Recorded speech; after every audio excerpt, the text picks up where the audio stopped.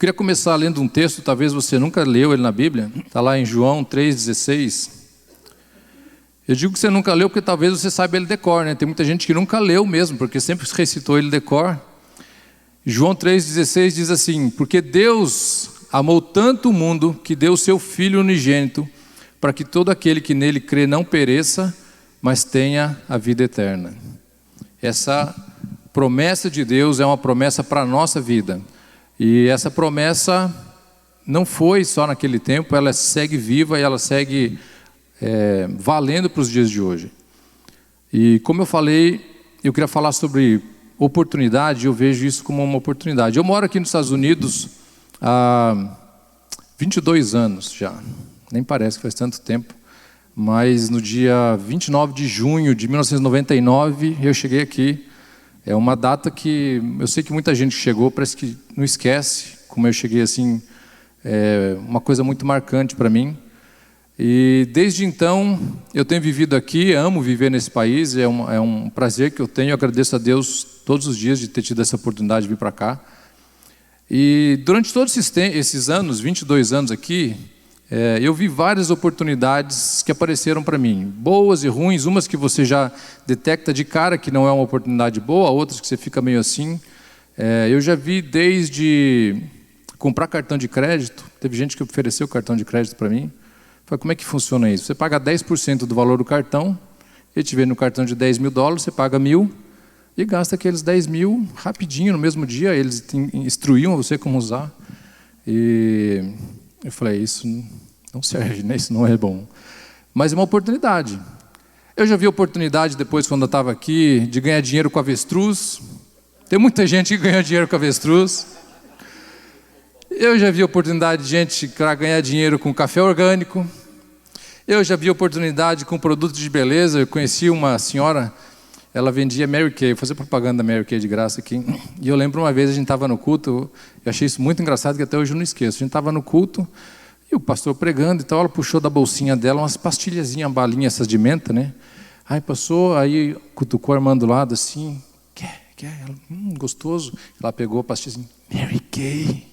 Fazia propaganda, não perdi a oportunidade, nenhum momento ali de poder fazer propaganda dela. Mas eu já vi também a oportunidade de moeda digital, Bitcoin. Eu lembro quando surgiu o Bitcoin, para quem não conhece, é um tipo de investimento, até hoje está aí. Eu comprei Bitcoin a $800 na época, vendia 1.200, feliz, ganhei muito dinheiro, né, pensando que eu tinha ganhado. Hoje vale $64 mil um Bitcoin. Mas são oportunidades que aparecem, são oportunidades que a vida vai colocando no nosso caminho. Eu vi oportunidade de linha telefônica, tem muita gente que entrou nessa oportunidade, né, chamada Telex Free. Eu vi depois a oportunidade de vender produto de beleza, enfim, oportunidades atrás de oportunidades que vão aparecendo no nosso caminho. E nós temos todas elas mais ou menos umas características parecidas. Primeiro, que no começo elas parecem ser muito boas para ser verdade, né? Nossa, é um ganho muito rápido, uma coisa muito boa. Essas oportunidades normalmente são assim. Outra característica delas é que sempre tem alguém que defende muito, tem gente que fala, não, esse é o melhor negócio do mundo, você não pode perder, não é isso, e advoga por aquilo. E tem gente também que já é contra de cara, não, isso aí é um esquema, não vai isso, não entra naquilo.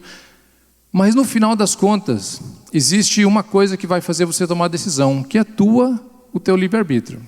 A tua decisão de entrar ou não no negócio, e a tua decisão é pessoal. Normalmente ela é baseada na questão do custo-benefício, né? Você faz uma análise, bom, eu vou investir tanto, e vou ganhar tanto, mas eu tenho o risco de ficar sem, e você faz essa análise de custo-benefício e toma a decisão. Eu lembro que, na época inclusive da Telex Free, eu conheci um rapaz, ele pegou todo o dinheiro que ele tinha guardado e colocou nesse negócio. No dia seguinte ele fechou. Ele não sabia. E ele colocou tudo aquilo, apostou tudo aquilo e no dia seguinte fechou. E assim foram essas oportunidades, e assim são as oportunidades, milhares outras que surgem na nossa vida. Mas hoje eu queria falar para vocês sobre uma oportunidade especial. É uma oportunidade diferente, que parece que desde o começo desse culto estamos falando dessa oportunidade. E essa oportunidade se chama a vida eterna. Quando a gente lê aqui em João 3,16 que Deus mandou seu Filho amado por amor a nós, morrer por nós, Ele estava na verdade nos dando uma oportunidade. E essa oportunidade, ela é única para todos nós. Ninguém pode oferecer essa oportunidade, ninguém pode te dar essa oportunidade. Ela chega a cada um de nós de formas diferentes, ela chega a cada um de nós com características às vezes diferentes, mas só existe uma forma da gente conseguir aproveitar essa oportunidade. E eu digo para vocês que se não fosse uma coisa boa, eu não estaria aqui falando. Eu não sou vendedor, mas se não fosse bom, eu não estaria vendendo para vocês. Se não fosse bom, eu não teria distribuído isso da minha família. Se não fosse bom, eu não seria um advogado dessa causa. Eu digo que durante todo esse período de incertezas aqui, desde o começo, quando eu estive aqui, incerteza do mercado, incerteza financeira, incerteza social, o que me manteve firme foi a certeza de que essa oportunidade era uma coisa que estava dentro de mim e não tinha como eu perder. A minha vida passando aqui, mesmo com toda a dificuldade, mesmo com todo o sacrifício que é, principalmente no começo daqui, né? O que fazia eu continuar andando é porque eu sabia que eu tinha uma oportunidade que eu tinha assumido para mim e essa oportunidade nunca ia passar. E eu sei que muitos de vocês já ouviram essa oportunidade, já tiveram a opção de escolher essa oportunidade ou não. Mas assim como as outras, essa oportunidade tem benefícios, milhares de benefícios. Alguns deles eu separei aqui 4 benefícios básicos, mas são muitos mais. Eu poderia ficar a manhã inteira, o dia inteiro falando sobre os benefícios que a salvação nos traz. Mas uma delas, ele diz assim que eles não dão rendimento enquanto a gente dorme. Todas aquelas oportunidades eram boas, né? Mas essa daqui, ela não dá rendimento para a gente enquanto você dorme. Está lá em Salmo 127, 2. O pastor, inclusive, falou isso a semana passada. Inútil vos será levantar de madrugada, repousar tarde, comer o pão de dores, pois assim dá ele aos que ele ama. Aos seus amados dá enquanto dorme. Enquanto você dorme, essa oportunidade está trabalhando por você. Essa oportunidade te dá a vantagem de ser abençoado e ser alimentado enquanto você dorme. Mas não é só isso, ele te dá ainda além disso uma proteção especial para você e sua família. Salmo 91, 10 e 11 diz assim: se você fizer do Altíssimo seu refúgio, nenhum mal o atingirá, desgraça alguma chegará à sua tenda, porque a seus anjos ele dará ordens a seu respeito, para que o protejam em todos os seus caminhos. Essa promessa vem junto com essa oportunidade. Essa promessa de proteção para você e para sua casa, e aos seus anjos ele vai dar ordem para proteger você, vem junto com essa oportunidade. Tem mais, ele oferece um serviço direto, um serviço de direito a serviço de advocacia. Nós temos lá em 1 João 2, no versículo 1, diz assim: meus filhinhos, escrevo-lhes essas coisas para que vocês não pequem. Porém, se alguém pecar, será que alguém peca? Temos um intercessor junto ao Pai, e algumas versões falam, começa ali, temos um advogado junto ao Pai, que é Jesus Cristo o justo. Só existe uma forma de você ter direito a esse advogado aqui, é através dessa oportunidade que eu estou falando essa manhã. E ele oferece ainda uma terapia ocupacional, que está lá em Mateus 11, 28. Venham a mim todos os que estão cansados e sobrecarregados, e eu lhes darei descanso, ou eu vos aliviarei. Essas promessas são para aqueles que aceitam essa oportunidade. Não é todo mundo que aceita, não é todo mundo que acredita, não é todo mundo que consegue enxergar isso como um benefício, mas esses são só alguns. E tem mais um benefício que eu coloquei como um benefício bônus. Quem nunca teve o desejo de ter a casa própria? A casa bonita, quitada, sem precisar estar pagando prestação, sem precisar pagando aluguel. Pois se você aceitar essa oportunidade, você ganha uma casa quitada. Nós falamos aqui agora há pouco, está lá em João 14, 2. Na casa do meu pai há muitas moradas. Se não for assim, eu não vou lhe teria dito.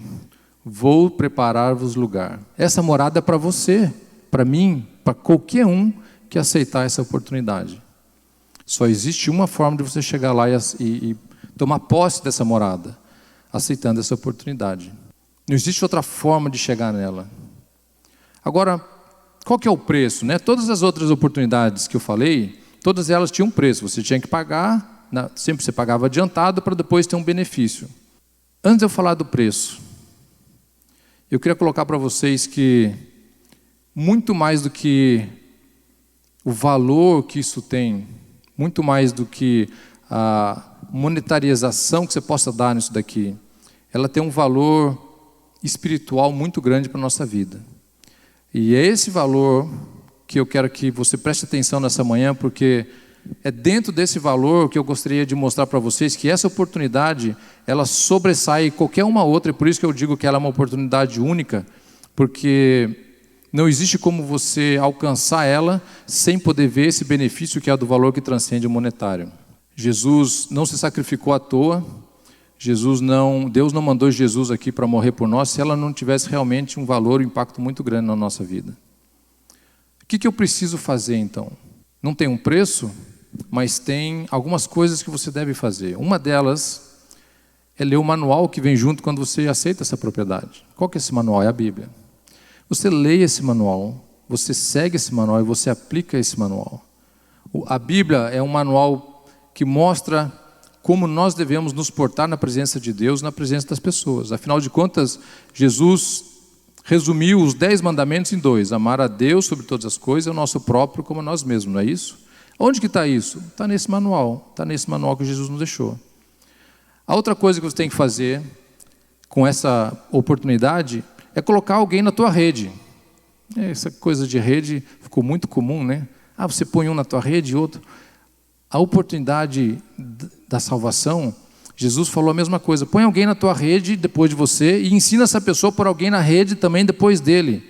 Quando ele falou, ide por todo mundo, pregar o evangelho a toda criatura. E assim a gente estava colocando alguém na nossa rede, e esse alguém ensinava e colocava outro alguém, e assim era a forma e o método de divulgação de Jesus. Só que, de repente você escuta essa oportunidade e fala assim, mas eu já tentei e me decepcionei, esse negócio de vida eterna, Jesus, salvação, não serve para mim. Tem muita gente que está nesse grupo, muita gente que está olhando para essa oportunidade e falando, isso aí não passa de um esquema, é mais uma coisa que estão criando aí para poder tirar dinheiro da gente. E eu posso dizer para vocês o seguinte, a palavra de Deus, ela não mente. A palavra de Deus, se ela não servir como base para o nosso entendimento da Bíblia, ou para o nosso entendimento da vida, ela realmente não vai servir como mais nada, porque você não vai ver aquilo como sendo realmente a palavra de Deus. Nessa quarta-feira, inclusive, nós falávamos no grupo, essa questão, tinha uma pessoa que fazendo terapia, e a terapeuta não é evangélica, e elas começaram a discutir alguma coisa baseada na Bíblia, e ela falou, mas a Bíblia não é totalmente verdade. Se você parte do princípio que a Bíblia não é totalmente verdade, o que é verdade na vida então? Nós como cristãos acreditamos na Bíblia por quê? Pela fé que nós temos, que Jesus veio, como nós cantamos aqui, Ele morreu por nós, Ele nos deu essa oportunidade que eu estou falando essa manhã. Se você não olha para essa palavra como sendo verdade, tudo o resto que a gente está fazendo aqui não tem valor nenhum. Agora eu acredito, eu garanto a vocês que vai chegar um dia que todo mundo vai olhar para isso, e como a palavra fala, todo joelho vai se dobrar, porque eles vão ver que existe um Deus, e esse Deus é verdadeiro. Agora, você pode aceitar essa oportunidade e falar assim, talvez, ou pode falar, não, isso daí nunca vai acontecer, mas eu alerto vocês, que assim como se a gente pudesse voltar naquele dia, quando o rapaz que eu conheci colocou todo o dinheiro dele naquele negócio, eu falava, isso é mentira, não põe o dinheiro nisso aí não. Se a gente pudesse falar para as pessoas e elas pudessem enxergar isso, mas isso não está encoberto, a palavra de Deus está mostrando isso do começo ao fim, a história toda está colocada aqui. Não acredita quem não quer, não aceita quem não quer. Agora já existe um segundo grupo também, que diz, não, eu entendo esse negócio da salvação, é importante, mas eu já estou investindo em outras coisas. Eu não posso pegar mais uma oportunidade porque eu estou investindo em outras coisas. E o que são essas outras coisas? Eu estou investindo na minha carreira, eu estou investindo no meu trabalho, eu estou investindo num negócio novo, eu não tenho tempo para esse negócio de Jesus, eu não tenho tempo para esse negócio de Bíblia. Eu não tenho tempo para isso. É até bom, eu vejo que até eu escuto, eu vou na igreja de vez em quando, mas eu não posso me comprometer com esse negócio, com essa oportunidade, porque eu tenho tanta coisa em volta de mim que está acontecendo, que eu não posso parar para fazer isso daí. E eu vou confessar para vocês que eu já andei nesse grupo. Quando eu tinha tanta coisa nas minhas mãos para fazer, e as palavras de Deus, ou as coisas de Deus eram em segundo plano na minha vida. Eu andei um bom tempo nisso daí, eu costumava até, de uma forma talvez errada, de brincar que eu estava na cruzada. Você está indo na igreja? Não, eu vou na cruzada. Ah, que bom, eu cruzava do lado, cruzava na frente, cruzava atrás, mas eu não entrava dentro da igreja, eu estava só na cruzada. Só que foi um tempo que Jesus me puxava, e me puxava, e me puxava, e aí vem aquilo que a palavra fala: ensina o teu filho no caminho que ele deve andar, para que quando seja moço não se desvie dele. E eu sou prova de que essa palavra é verdadeira, porque tudo aquilo que meu pai e minha mãe me ensinaram, voltava e voltava e voltava à minha mente, e eu falava: eu não posso fazer isso daqui, eu não devo estar fazendo isso daqui. E aquela palavra, aquela semente que foi plantada dentro do meu coração é aquilo que me trouxe de volta para os caminhos de Jesus. E vai existir o terceiro grupo, e o terceiro grupo são as pessoas que vão olhar essa oportunidade e vão falar: essa oportunidade eu não posso perder. Essa oportunidade eu quero ela para mim, e essa oportunidade eu vou agarrar com toda a minha força. Quando acontece isso, existe festa lá no office, corporate office, né? Lá no céu, existe festa no céu de tão importante que é essa decisão, quando você realmente decide falar: Jesus, eu quero. Jesus, eu quero assumir essa oportunidade da minha vida. Agora, apesar dessa oportunidade não ter preço ou não custar nada para você, e talvez esse seja um problema para muitas pessoas aceitarem, porque ela é de graça. Ou melhor, você recebe ela de graça, mas ela não foi de graça. Alguém teve que morrer, e esse alguém foi Jesus. Ela não custa nada para mim, não custa nada para você, mas para Jesus custou a vida dele. Nós recebemos ela sem custo nenhum, mas ele deu a vida dele. Nós lemos aqui agora que Deus amou o mundo de tal maneira que deu o seu filho para morrer por nós, para que a gente não precisasse morrer. Só que as pessoas parece que banalizaram tanto isso, que essa salvação, essa vida eterna já não tem mais o peso que deveria ter. Agora, como que eu entro então nessa oportunidade? Como é que eu recebo essa oportunidade? Só tem uma maneira, e essa maneira chama Jesus. Lá em João 14:6, ele diz assim: eu sou o caminho, a verdade e a vida. Ninguém vem ao Pai senão por mim. O mundo fala: todos os caminhos levam a Deus. Mentira. Só existe um caminho que leva a Deus. Não existe outro caminho. Não existe outra forma de você chegar a aproveitar todos os benefícios dessa oportunidade, se não for por esse caminho.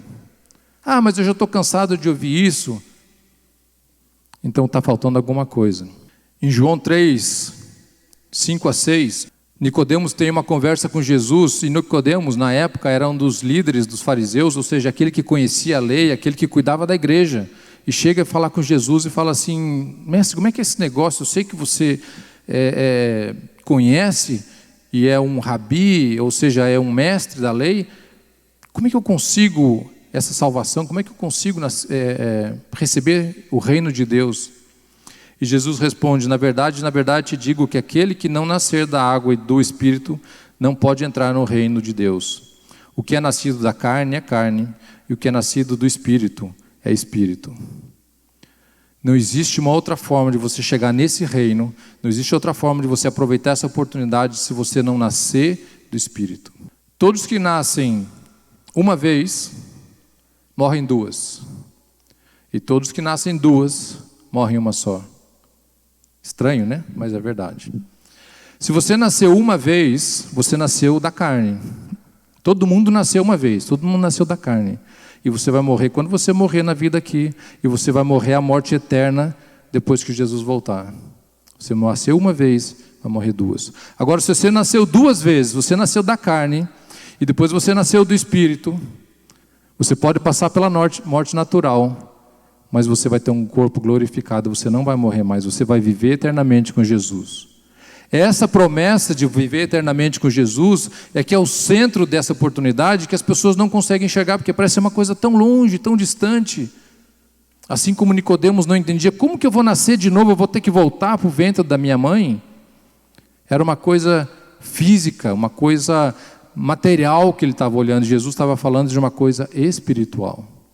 Ainda hoje ele continua falando dessa coisa espiritual, e muita gente consegue olhar e, ok, mas não entende a profundidade disso.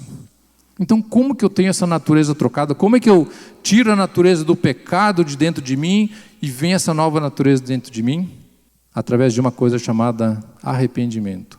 O arrependimento é quando você realmente deixa de praticar aquilo que você fazia. Existem duas formas de tristeza que são parecidas às vezes, e uma delas é o arrependimento e outra delas é o remorso. O arrependimento é o que está lá em Atos 3,19, e eles dizem assim: portanto, arrependam-se e convertam-se para que sejam cancelados os seus pecados. Quando você se arrepende de verdade, o seu pecado é cancelado. O que estava sobre você, quando você se arrepende, agora fala assim: olha, Jesus pagou, e agora Jesus, essa vida é sua. E Jesus cuida, porque você se arrependeu realmente da vida que você tinha. Não existe como ter um arrependimento se não tiver uma mudança no teu caráter, uma mudança na tua vida. E para você se arrepender, você só tem que chegar a Jesus. Mas como é que eu vou chegar a Jesus? Eu estou tão sujo, eu sou tão pecador. Não importa o jeito que você está. Jesus olha para você, ele não olha o teu exterior. Você pode ser branco, preto, amarelo, mulato, pode ser gordo, magro, baixo, alto, homem, mulher, criança, heterossexual, homossexual. Não interessa o patamar que você esteja. Jesus olha para você, ele não vê esse corpo físico. Vocês lembram quando Samuel foi escolher o rei, quando Jesus mandou ele escolher o rei? E Samuel chegou, olhou os filhos de Jessé e falou assim: com certeza é esse aqui, viu? Um primeiro filho enorme. Saul era um cara grande, estava indo substituir Saul, né? Saul é um cara, a Bíblia diz que todos os outros estavam no ombro dele. Então você imagina o tamanho de Saul. Imagina que Samuel chegou lá, viu um dos filhos de Jessé, o maior deles, falou assim: com certeza é esse. Olha o tamanho desse homem. E levou uma lapada de Deus, falou assim: eu não olho como você olha, eu olho o coração, não olho a aparência. Jesus continua da mesma forma, Deus continua da mesma forma. Ele não olha a tua aparência, não olha o que você já fez de errado. Mas eu sou tão desonesto, eu sou tão mentiroso. Não interessa, não tem problema. É esse que Jesus veio salvar. É esse que Jesus veio salvar. E Ele olha para o teu coração. E quando Ele olha para o teu coração, Ele fala assim: vem, eu vejo o que você está querendo. Não tem como você querer enganar Jesus. E aí sim, quando você aceita Jesus, Ele passa a fazer parte do seu coração, e Ele passa a fazer parte da sua vida.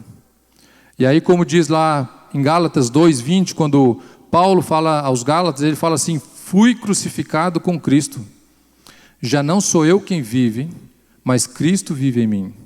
A vida que agora vivo no corpo, vivo pela fé no Filho de Deus, que me amou e se entregou por mim. Agora sim, esse novo nascimento gerou uma modificação na vida de todo aquele que nasceu de novo.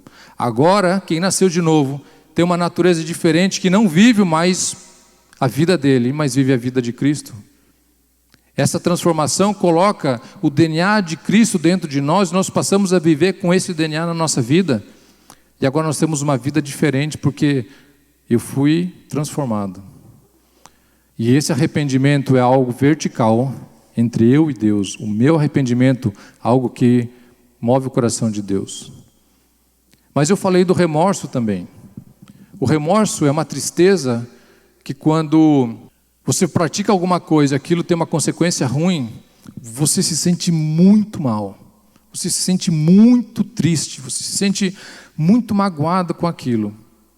Só que você está magoado com a consequência e muitas vezes não com o fato. Vocês lembram quando Jesus tinha os discípulos dele? Entre os discípulos tinha um chamado Pedro, mas tinha um também chamado Judas. Todos eles andaram os 3 anos com Jesus, Todos eles escutaram as mesmas histórias, todos eles viram os mesmos milagres, todos eles viram a mesma ação de Jesus durante os 3 anos. Antes de Jesus ser traído, antes de Jesus ser crucificado, ele falou para Pedro assim: você me ama? Pedro falou: lógico que eu te amo. Então apacenta as minhas ovelhas. Mas Pedro, você me ama? Senhor, claro que eu te amo. Então apacenta as minhas ovelhas. E a 3ª vez ele falou: Pedro, você me ama? Pedro já meio indignado: Senhor, é lógico que eu te amo. Então apacenta as minhas ovelhas. E Pedro fala assim: jamais eu vou fazer qualquer coisa, que desagrade a ti. Jesus fala: interessante, ainda esta noite, antes que o galo cante de madrugada, de manhãzinha, você vai me trair 3 vezes. Pedro: como? Jamais, nunca, nem que eu tenha que morrer, eu não vou fazer uma coisa dessa. Pois a noite veio, Judas vendeu Jesus, Jesus foi preso. Enquanto eles estavam ali, todo aquele tumulto da prisão de Jesus, alguém falou: você andava com ele, né? Pedro fez o quê? Não, eu não conheço, não fui, eu não. Saiu fora. Depois de novo, no meio daquele tumulto: não, você é um deles, você estava com ele. Não, eu não. E a 3ª vez, a mesma coisa. E eu imagino aquele momento quando Jesus olha para Pedro assim, já todo machucado. A dor que veio no coração de Pedro, que ele tinha pouco tempo atrás, algumas horas atrás, falado que jamais ele iria abandonar Jesus. Agora Pedro olha com aquela dor de arrependimento, e aquilo começou a mudar dentro do coração de Pedro. Porém, tem o outro personagem, Judas. E Judas foi o seguinte: se vocês pensarem bem, por que Judas traiu Jesus, né? Por que ele faria alguma coisa dessa se ele andou com ele todo o tempo? Mas é porque ele tinha o coração duro, porque uns disseram que era predestinado e tal. Quando o diabo faz alguma coisa na nossa vida, ele nunca aparece para nós como ruim, ou como feio, ou como uma coisa medonha. Ele aparece fantasiadinho, bonitinho. E eu creio que ele apareceu para Judas da mesma forma. Apareceu para ele falando assim: olha, Judas, Jesus é o libertador. Ele é o general que veio para libertar o povo. Só que ele está meio amarrado, ele não está agindo, não está saindo. Cria alguma coisa, cria uma oportunidade para Jesus mostrar o poder dele e aí sim libertar o povo. E Jesus: é verdade. Aí Judas: mas como? Entrega ele. O diabo falou para ele: entrega ele. E ele: eu posso entregar. Aí Jesus faz a revolução, porque estavam esperando uma revolução. Se vocês observarem bem, todos os discípulos estavam esperando Jesus ser o rei daquela época, físico, do reinado físico.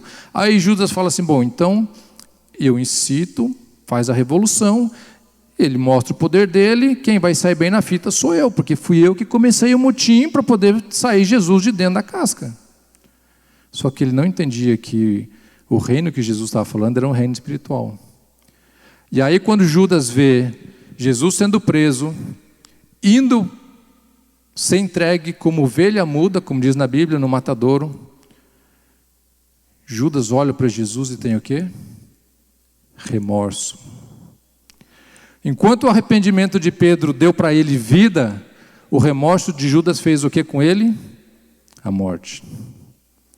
O remorso mata as pessoas. O remorso não leva ninguém para a salvação, o remorso leva você para a morte. Não existe como você olhar para isso, para alguma coisa, e ter um remorso, uma tristeza muito grande, porque aquela tristeza está sendo pela consequência daquilo que você fez e não pela causa principal. Quando, na parábola de Lázaro e do rico, quando o rico agora os dois estavam lá, o Lázaro pedindo que eu coma um pouquinho da migalha que caia da sua mesa, e o rico esbanjando e comendo e tudo, os dois morrem. Lázaro vai para o céu e o rico vai para o inferno. O rico olha para o céu, reconhece Lázaro lá no céu, e fala: pelo menos molha o dedo e põe na minha boca um pouco, para me livrar um pouco da minha angústia. O remorso que consumia o rico lá no inferno não tinha fim. Ele teve a oportunidade enquanto estava vivo, mas o remorso dele ia viver com ele agora para o resto da vida. E eu vejo essa parábola e eu levo muito a sério isso quando a gente fala de vida eterna, porque é uma coisa tão forte, tão pesada, porque eu imagino que quando a gente estiver no céu, a coisa vai ser tão gloriosa, e às vezes eu discordo quando as pessoas falam, nós vamos se encontrar no céu. Eu até concordo que talvez a gente se encontre no céu, mas eu não vou ver minha mãe, não vou ver meu pai, não vou ver ninguém. Primeiro porque eu não vou reconhecer eles, porque eu acho que a glória de Deus vai ser uma coisa tão grande, tão fantástica, que você não vai ficar pensando, meu pai está aqui, minha mãe está aqui, nossa, deixa eu ver não sei quem. Aquilo vai ser uma coisa tão, que vai tomar tanto a gente, que você não vai se preocupar em quem veio, quem não veio, você vai se preocupar em glória, glória, glória, santo, santo, santo, santo é o Senhor, porque aquilo é tão grande, que você não vai pensar em outra coisa. Por outro lado, aquele que estiver lá embaixo, vai olhar lá para cima, vai lembrar de você, vai lembrar de um culto como hoje, e falar, puxa, eu tive a oportunidade, e agora eu estou num lugar de sofrimento. Imagina você se queimando o dia inteiro, a vida inteira, para o resto da tua vida, sem alívio, e sabendo que não existe mais nada que você possa fazer, porque uma vez que você fechou o seu olho, não existe mais nada que você possa fazer. É duro, mas é verdadeiro. A palavra de Deus, ela é verdadeira. Essa oportunidade, ela passa na nossa frente, tem passado na nossa frente várias vezes, muitas vezes. Nós temos aqui que tomar decisão. Tem gente que está na igreja, vem na igreja, visita a igreja, conhece crente, conhece não sei o quê, e nunca tomou a decisão de verdade. E vai chegar um dia que você vai fechar os teus olhos, e a decisão que você vai ter tomado antes de fechar os olhos, vai ser o que vai te fazer viver o resto da eternidade com Jesus ou no inferno. Não tem um outro caminho, só existem dois, um ou outro. Eu vou ficar num mais ou menos. Não existe um mais ou menos. Você só pode escolher um. Se você não escolher um, automaticamente você escolheu o outro. E é uma coisa que a gente tem que levar tão a sério. E parece que hoje em dia as igrejas têm levado isso tão na maciota, porque eles falam, vem para Jesus, vem assim como você está, você não precisa mudar, continue assim, nós amamos você assim, mas Jesus quer ver em você transformação. Ele não fez o que ele fez para ver você e continuar você vivendo no pecado, com uma capinha de crente, vestido de crente. Não, ele fez você, ele morreu por você na cruz para ver você ser transformado. Mas é difícil ser crente hoje em dia. E quem disse que seria fácil? Onde na Bíblia fala, vem para Jesus que vai ser fácil a tua vida dali para frente? Não tem lugar nenhum. Pelo contrário, fala assim, no mundo tereis aflições. Vai ser difícil no mundo, mas tem bom ânimo. Porque eu venci o mundo, e se eu venci o mundo, você vai vencer também. A Crisney falava aqui sobre a armadura. Se não existe guerra, para que armadura? Levar as coisas de Deus a sério é muito importante. E é primordial para que você entenda essa vida com Jesus. Quando a gente olha lá no Antigo Testamento, em Samuel, 2 Samuel, tem uma passagem que eu sempre achei muito interessante, que fala sobre Uzá. Uzá foi o seguinte, o povo de Israel, numa das guerras que o rei não consultou a Deus, foi para a guerra e ele perdeu a guerra.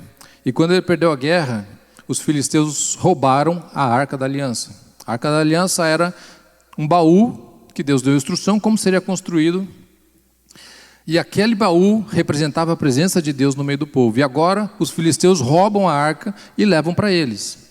Quando a arca vai para o meio dos filisteus, começa a causar o que no meio deles? Praga, doença, úlcera. Eles falam, não, isso aqui, Deus o livre, isso aqui é maldição para nós. A presença de Deus no meio do pecado é maldição. E aí eles devolvem a arca e colocam a arca em cima de um carro de boi e vai levando e manda a arca sozinha.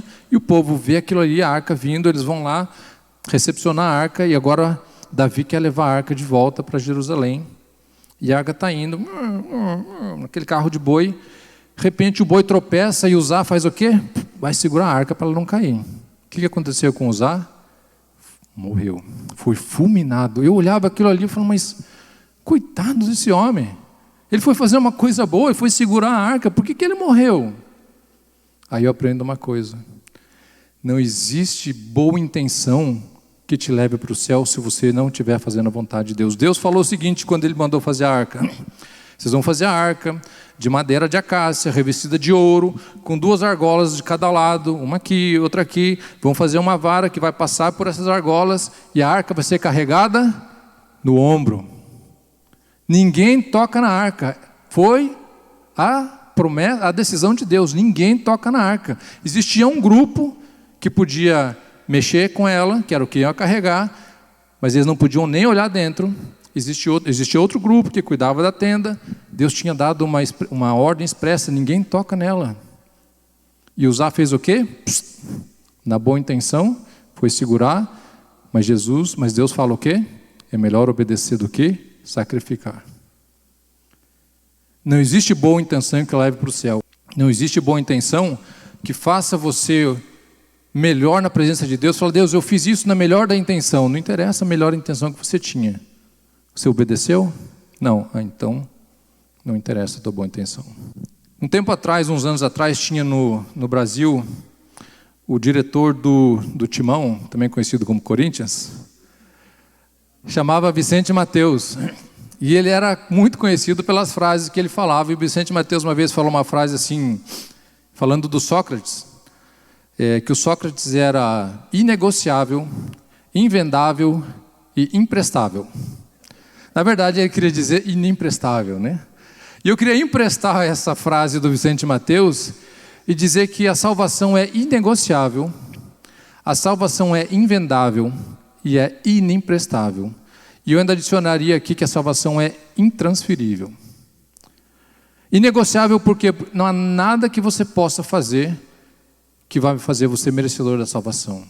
Não existe nenhum esforço, não existe nenhuma boa ação, não existe nenhuma ajuda a um carente, não existe nenhuma participação na igreja, não existe nenhuma pregação, nenhum tempo de louvor, não existe nada que você possa fazer que vai te garantir a salvação. Invendável, porque não existe dinheiro no mundo que compre a tua passagem para o céu. Não existe dízimo, não existe oferta, não existe doação, não existe nada que vá comprar a tua passagem para o céu.